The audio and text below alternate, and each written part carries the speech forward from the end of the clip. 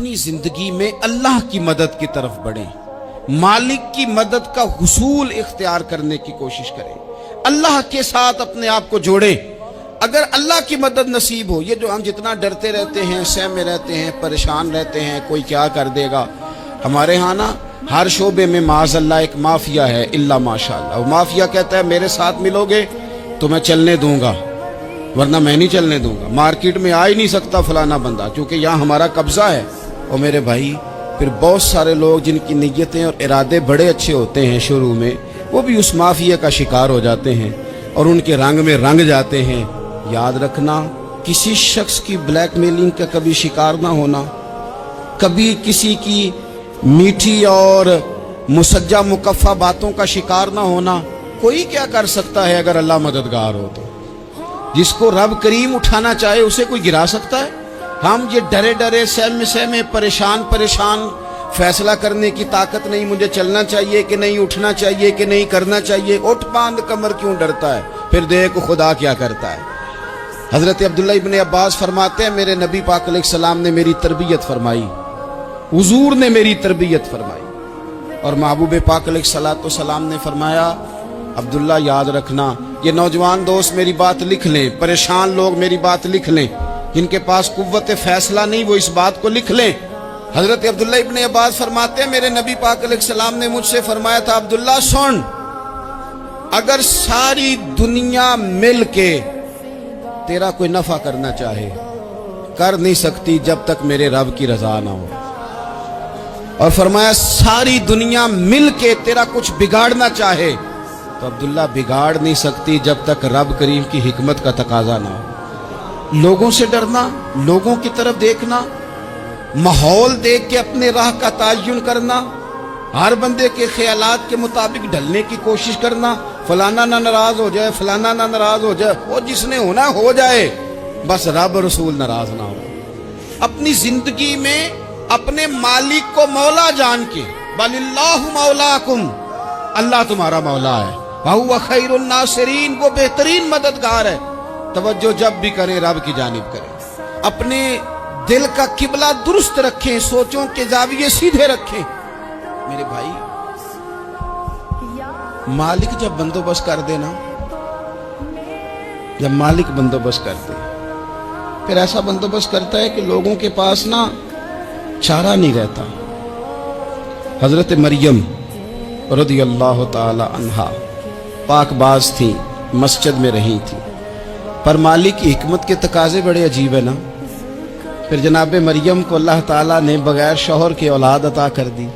یہ بات ہی ایسی تھی، وہ کسی نے کہا تھا کہ مخلوق تو فنکار ہے اس درجہ کے پل بھر میں سنگے در کعبہ سے بھی اصنام تراشے، تم کون ہو کیا چیز ہے داغ کبابی، لوگوں نے تو مریم پہ بھی الزام تراشے۔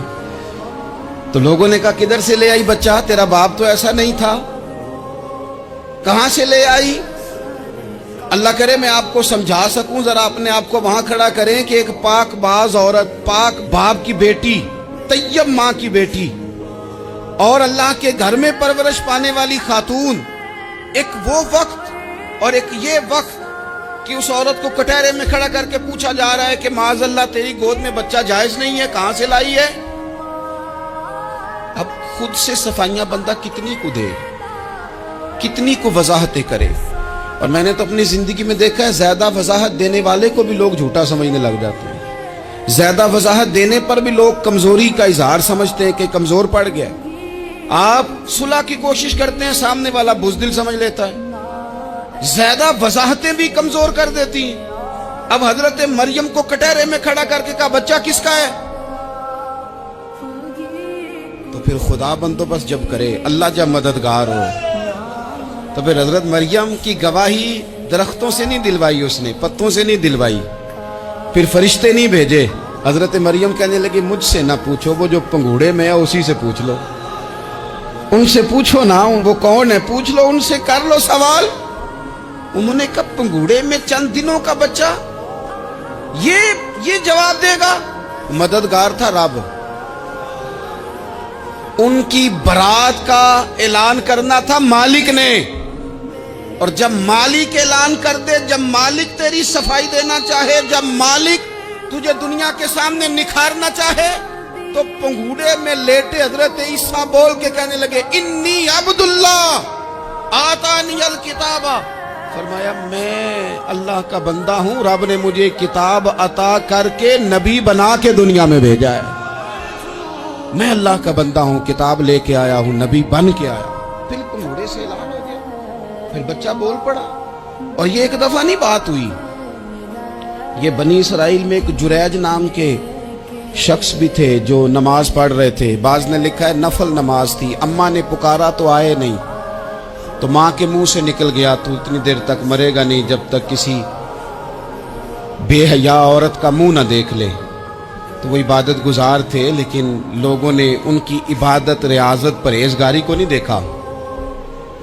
बस एक औरत को भेज के इल्जाम लगवा दिया। वो औरत आया जाया करती थी, अब आ जाती हैं औरतें, मसला पूछने की नीयत से भी आ जाती हैं। माहौल में कुछ जगह ऐसी भी हैं जहां औरतें दम कराने के बहाने आ जाती हैं। वो खातून आती जाती थी उस खानकाह पे, आस्ताने पे, ये बुखारी में मौजूद है।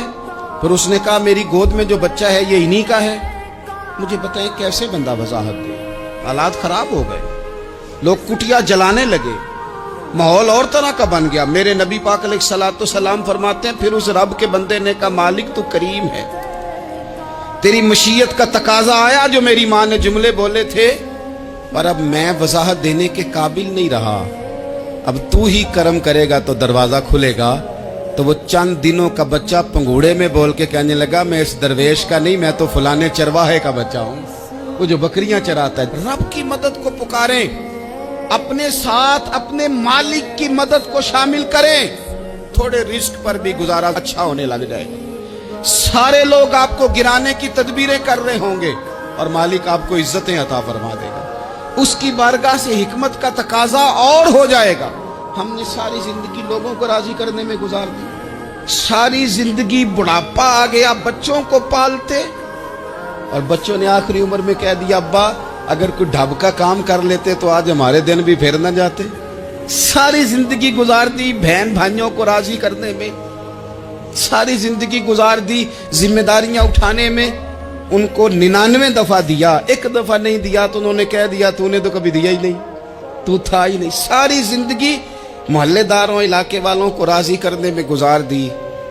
और मैंने ऐसे लोग भी देखे दीन के लिए वक्त गुजारा, लेकिन जब बुढ़ापे में दांत काम न करते थे तो वक्त के मुफ्तियों को भी मस्जिदों की कमेटियों ने कह दिया अब आपकी समझ नहीं आती, हमने खतीब को यौर रखना है, न देखो दुनिया की तरफ, दुनिया रुला देती है, न राजी करो बंदों को, बंदे थका देते हैं, न पीछे भागो हर वक्त दुनियादारों के, ये इंसान को कमजोर कर देते हैं।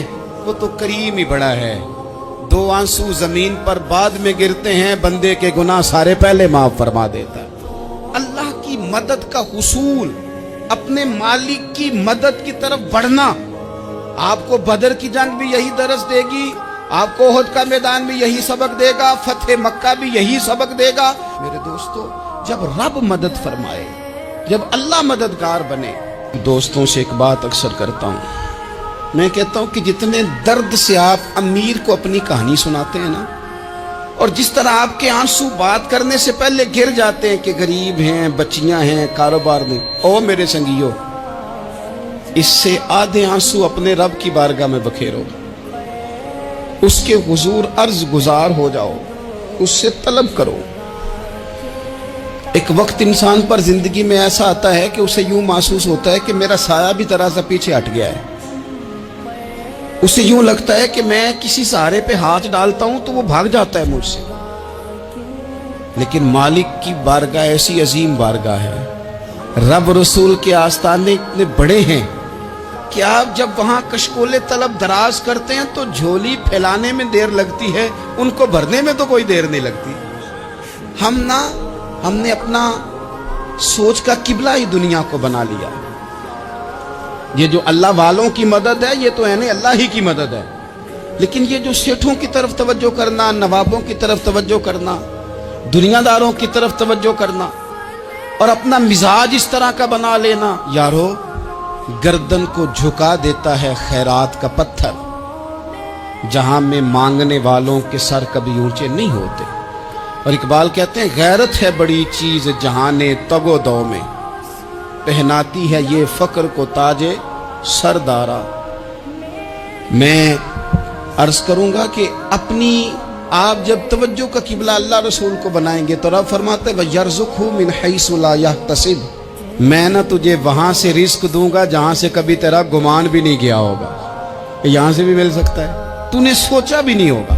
बुखारी शरीफ में हदीस है, हजरत जाबिर इब्न अब्दुल्लाह फरमाते हैं नबी पाक सल्लल्लाहु अलैहि वसल्लम ने ना 300 लोगों का एक लश्कर रवाना किया किसी मुहिम के लिए, किसी जिहाद के लिए। हजरत अबू उबैदा बिन जर्राह रदी अल्लाह ताला अन्हु अमीर लश्कर थे। फरमाते गुर्बत इतनी ज्यादा थी, भूख इतनी ज्यादा थी कि एक एक खजूर दिन में एक वक्त खाने को मिलती थी, और कुछ दिन ऐसे आए कि अब खजूर भी नहीं मिल रही। फरमाते इतनी ज्यादा भूख लगी मुजाहिदीन को 300 बंदा पत्ते खा के गुजारा होने लगे। ये बुखारी में मौजूद है। आप फरमाते कि दरिया के किनारे हमारा पड़ाव था, ठहराव था। जब भूख से निढाल हो गए ना, वयरज़ुक़हु मिन हैसु ला यहतसिब, अल्लाह वहां से रोजी देता है, गुमान भी नहीं होता। फरमाते एक मछली अल्लाह ताला ने दरिया के किनारे भेजी। फरमाते वो थी तो मछली पर पहाड़ जितनी थी। बुखारी में लफ्ज हैं, हजरत जाबिर इब्न अब्दुल्लाह रदी अल्लाह ताला अन्हु फरमाते हैं 300 आदमी 18 दिन तक उस मछली को खाते रहे, मछली खत्म ही नहीं हुई। मछलियां नहीं, मछली। कहते हैं 18 दिन 300 बंदा खाता रहा, मछली खत्म ही नहीं हुई।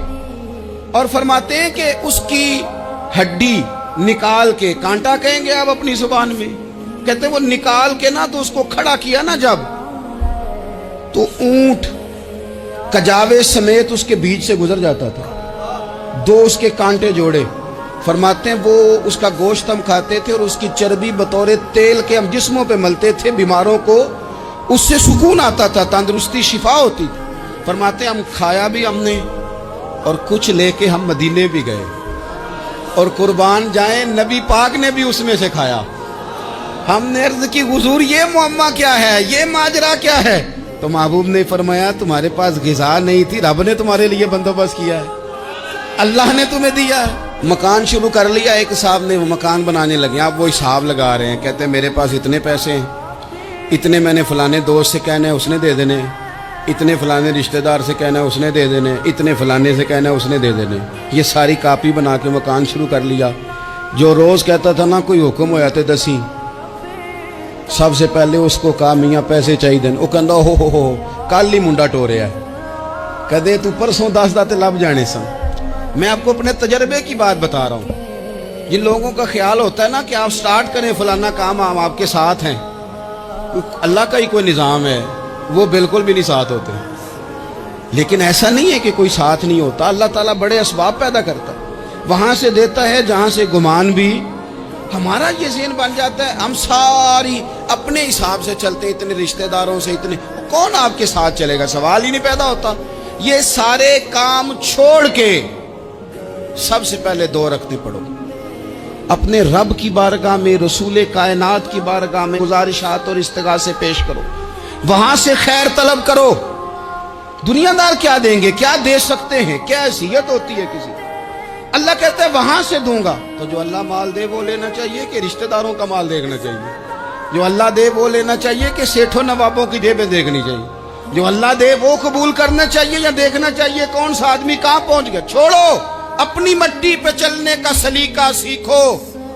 किसी के संग मरमर पे चलोगे तो फिसल जाओगे, फिसल जा। इस पर एक और बात अर्ज कर दूं, सही बुखारी से, मुस्लिम से एक और बात। कुछ चीजें ऐसी हैं जिनसे अल्लाह की मदद आती है, मदद मिलती है। एक चीज उनमें से ऐसी है जिससे बहुत मदद नाज़िल होती है। वो है कि जब रब आपको देना तो फिर आप भी उसके रास्ते में गए, फिर मदद आती है, फिर और आता है। बुखारी मुस्लिम में हदीस है, ये ज्यादा ही तवज्जो तलब अमर है, इस पर आप गौर करेंगे। हजरत अबू हुरैरा फरमाते हैं कि नबी पाक अलैहिस्सलाम ने फरमाया एक शख्स ने बादलों के अंदर से आवाज सुनी कि फलां आदमी का खेत और बाग खुश्क हो गया है, वहां बरसो और उसके खेत को सैराब करो। तो बड़ा हैरान हुआ कि बादल से आवाज आ रही है। پھر اس نے دیکھا کہ ایک پہاڑی پر بارش ہوئی، وہ بادل وہاں برسا، پھر نالیوں سے ہوتا ہوا پانی ایک طرف چلا، تو جس نے آواز سنی تھی حضور بیان کر رہے ہیں، وہ بھی پیچھے پیچھے چلا کہ پانی کدھر جا رہا ہے۔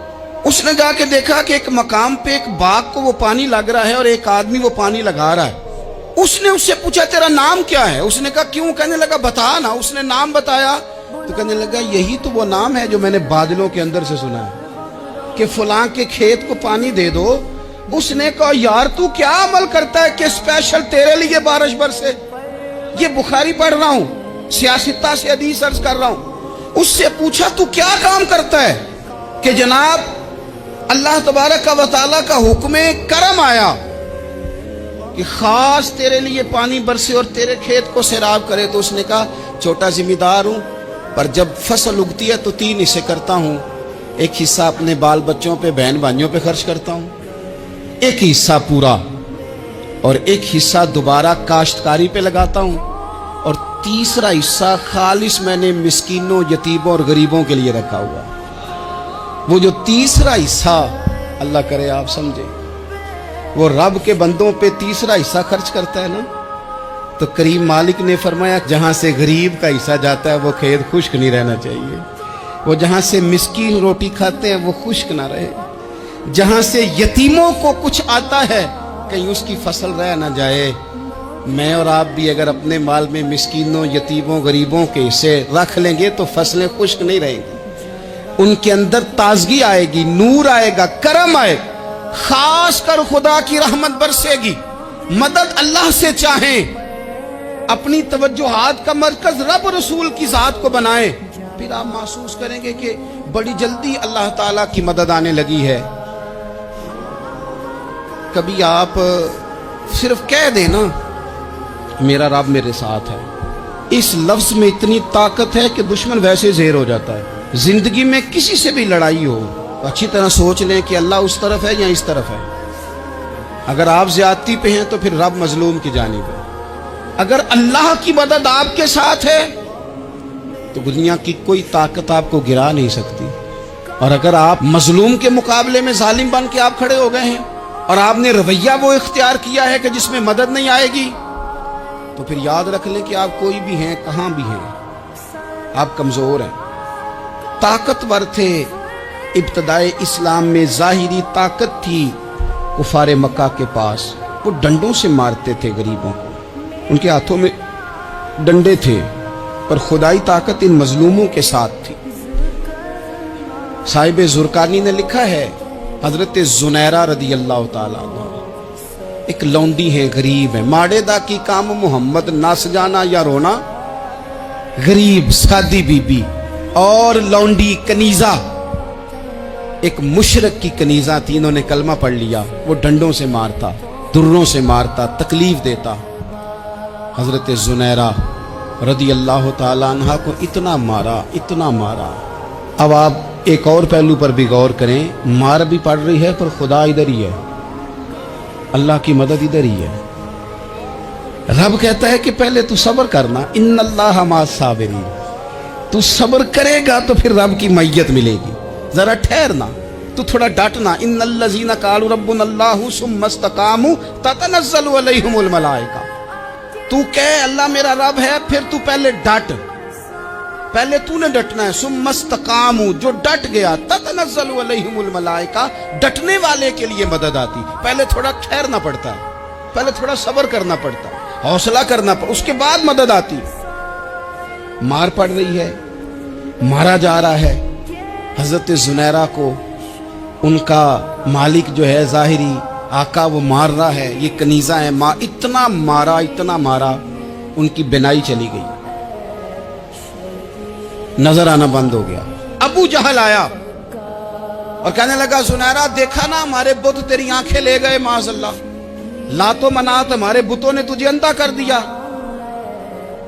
اب ایسا نہیں ہے کہ بی بی روتی جا رہی ہے، روتی جا رہی ہے، مایوسی مایوسی، معاذ اللہ، پریشانی، غریبی بڑی ہے، پوچھنے والا کوئی نہیں، یہ باتیں نہیں۔